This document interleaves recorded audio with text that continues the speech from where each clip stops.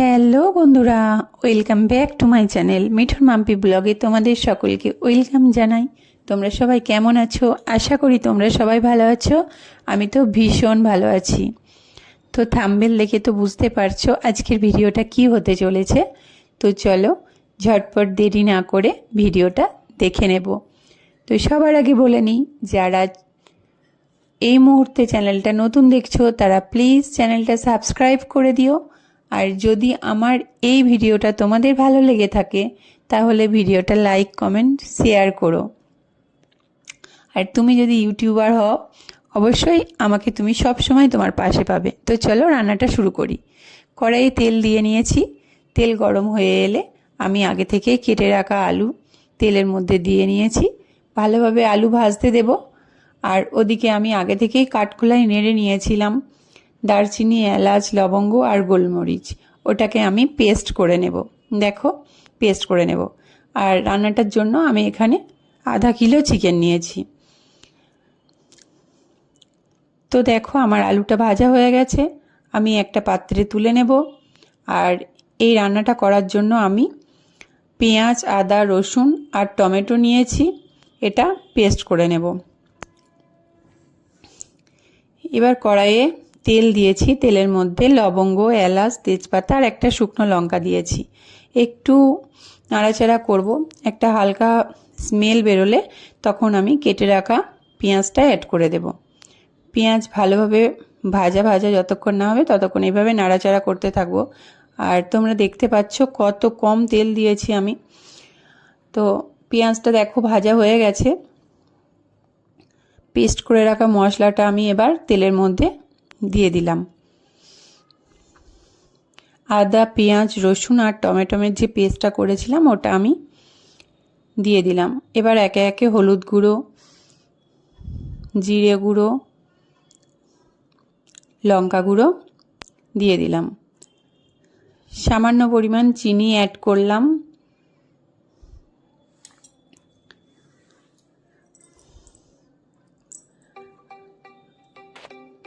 আর পরিমাণ মতো নুন অ্যাড করলাম।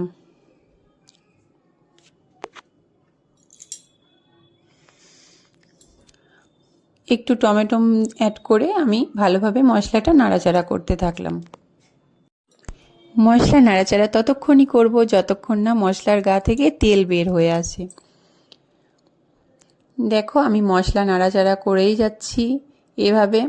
তো গা থেকে তেল ছেড়ে দিয়েছে, দেখতেই পাচ্ছ।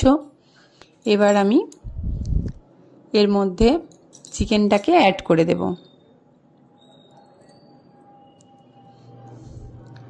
খুব সুন্দর মশলাটা দেখো গা থেকে তেল বের হয়ে গেছে।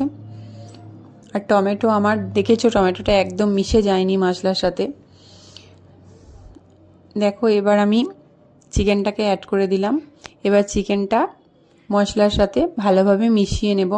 আরও কিছুক্ষণ রান্নাটা করতে দেব।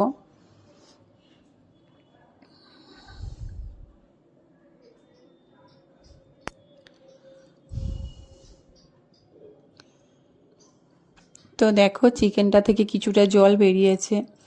তো জলটা একটু মরবে, ততক্ষণ পর্যন্ত চিকেনটা কষে নেব।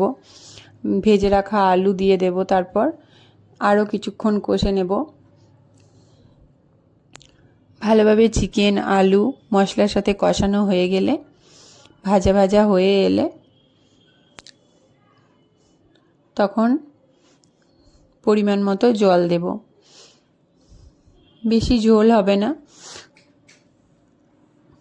একটু কারি কারি হবে, তাই জলের পরিমাণটা কম দেব। তো দেখো আমার ভালোভাবে চিকেন কষানো হয়ে গেছে, দেখতেই পাচ্ছ।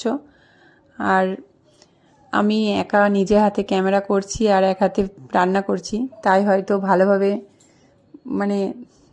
হচ্ছে না ভিডিওটা।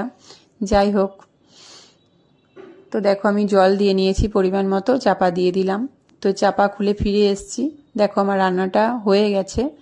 তো চলো আমি রান্নাটা একটা বোলের মধ্যে সার্ভ করে তোমাদেরকে দেখাবো রান্নাটা কেমন হয়েছে।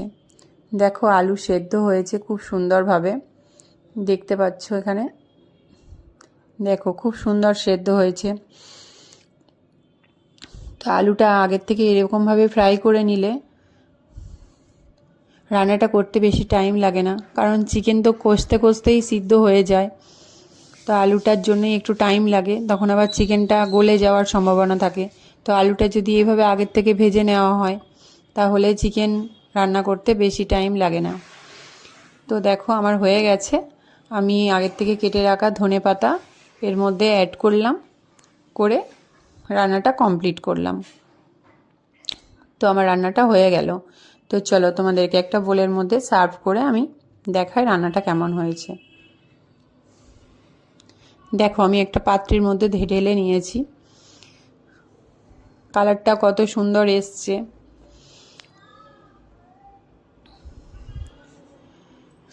তো এই ছিল আমার আজকের রেসিপি। তো আমার আজকের রেসিপি তোমাদের কেমন লেগেছে আমাকে অবশ্যই কমেন্ট বক্সে জানিও। আর আমার ভিডিও যদি তোমাদের ভালো লাগে ভিডিওটা লাইক কমেন্ট শেয়ার করো। আর যদি তুমি আমার চ্যানেলে নতুন বন্ধু হয়ে থাকো অবশ্যই চ্যানেলটা সাবস্ক্রাইব করে আমার পাশে থেকো। তুমি যদি ইউটিউবার হও আমি অবশ্যই তোমার পাশে থাকবো, সব সময় তুমি আমাকে তোমার পাশে পাবে। তো আজকের মতো ব্লগটা এখানেই শেষ করছি। সবাই ভালো থেকো, সবাইকে ভালো রেখো। আজকের মতো এখানেই টাটা।